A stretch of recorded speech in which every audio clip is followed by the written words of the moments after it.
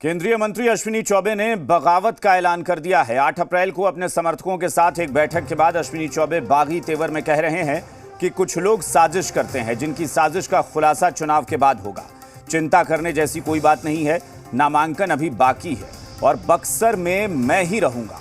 लोग कह रहे हैं कि मेरा उत्तराधिकारी कोई है, लेकिन मेरा उत्तराधिकारी कोई नहीं है, मैं खुद हूं।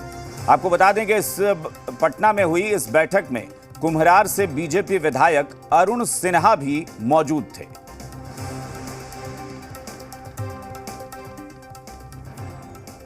उस षड्यंत्रकारी थे, चुनाव के बाद वो नंगे होंगे और अभी नामांकन बाकी है, बहुत कुछ होने वाला है। चिंता मत करो मेरे कार्यकर्ता मित्रों, चिंता मत करो, कुछ भी होगा मंगलमय होगा। और इस वक्त पटना से जी मीडिया संवाददाता रजनीश हमारे साथ जुड़ गए हैं, उनके पास चलते हैं। रजनीश, बीजेपी में बहुत सारे लोग होते हैं जो पार्टी छोड़कर चले जाते हैं तो सीधे तौर पर चुपचाप चले जाते हैं, पार्टी छोड़ देते हैं, नई पार्टी ज्वाइन कर लेते हैं। बीजेपी में रहकर बगावत करना और उसका ऐलान करना, जिस तरह से अश्विनी चौबे कर रहे हैं कि अभी मैं हूं और बक्सर में मैं ही रहूंगा, तो ये क्या बता रहा है कि वाकई अब खुलकर बगावत के मूड में हैं और समर्थन भी जुटा रहे हैं कि एक विधायक वहां मौजूद थे बीजेपी के? देखिए, अश्विनी चौबे अपने स्तर से तमाम वो कोशिश कर रहे हैं जिससे कि वो बक्सर में फिर से उन्हें उम्मीदवारी घोषित कर दी जाए, जो मौजूदा उम्मीदवार है उन्हें भी ड्रॉ कर लिया जाए। अब इसे बगावत नहीं कहेंगे। देखिए, ये बंद कमरे की बात है।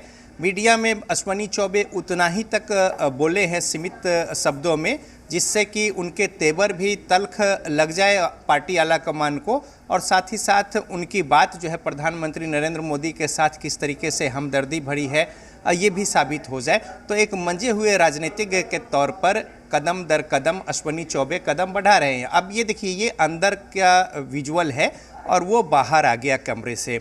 अब ये कोई बैठक उस तरह की नहीं थी, लेकिन रजनीश, लेकिन अगर अंदर भी बैठक हो रही है, ठीक है कि अंदर की तस्वीर बाहर आ गई, लेकिन अंदर भी तैयारी तो इसी तरह की थी ना कि पार्टी के फैसले के विरोध में कुछ करना है। और दूसरी बात कि अश्विनी चौबे ने बयान मीडिया में भी जो दिया था, जो आज कह रहे हैं कि साजिश करने वालों का पर्दाफाश करूंगा, खुलासा करूंगा, उन्होंने कहा कि गिरगिट प्रवृत्ति के लोग, दल बदलू लोग, तो उसका कुछ मायने निकाला जा रहा है। विरोधी बार बार कह रहे हैं कि ये प्रदेश अध्यक्ष पर हमला कर रहे हैं, क्योंकि उनको विरोधी कहते हैं कि वो कई सारे दलों में जा चुके हैं पहले। देखिए, निशाना कहीं और है और ये स्पष्ट कह रहे हैं कि चुनाव के बाद जो षड्यंत्रकारी हैं, सीधा सीधा वो कह रहे हैं कि कुछ षड्यंत्रकारी हैं जो इनके नाम उजागर हो जाएंगे और उनके षड्यंत्र सामने आ जाएंगे। अब ये चरखा समिति में 8 तारीख को पहुंचे थे, जहां पे जेपी को श्रद्धांजलि दी। हमारी बात वहां पे हुई थी, हालांकि काफ़ी तल्ख तेवर थे उनके, कई बातें हमारे ऑन कैमरा रिकॉर्ड कही।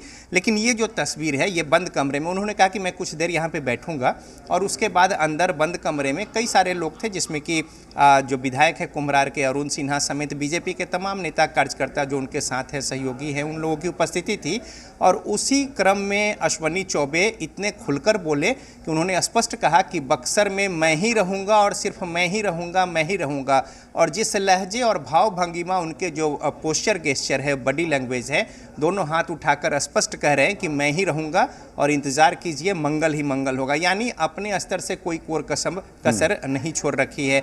और उसके बाद एक्सक्लूसिव जानकारी हम लोगों ने अपने दर्शकों को जी मीडिया ने दी थी कि इसके बाद अश्विनी चौबे आरएसएस के कार्यालय में गए थे पटना में, और वहां पे देर शाम तक रजनीश, मेरा ये सवाल था कि बीजेपी का जो तौर तरीका है, बीजेपी आलाकमान जिस तरह से फैसले लेता है, निर्णय लेता है, या जो किस तरह, क्या लगता है कि अश्विनी चौबे जिस अंदाज में आपने बताया, वो तस्वीरें भी हमने देखी, हाथ उठाकर कहना, तो वो क्या बीजेपी आलाकमान इस चीज को एक्सेप्ट करेगा?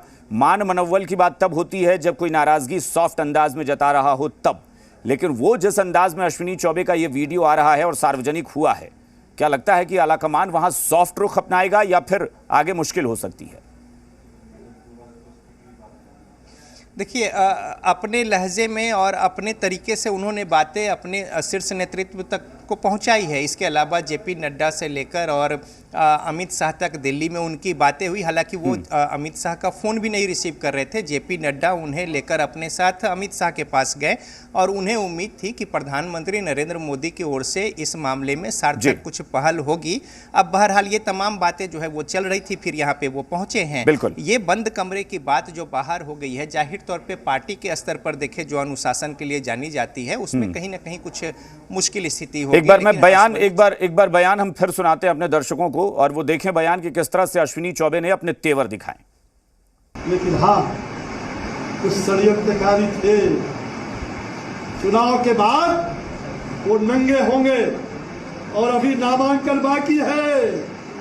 बहुत कुछ होने वाला है।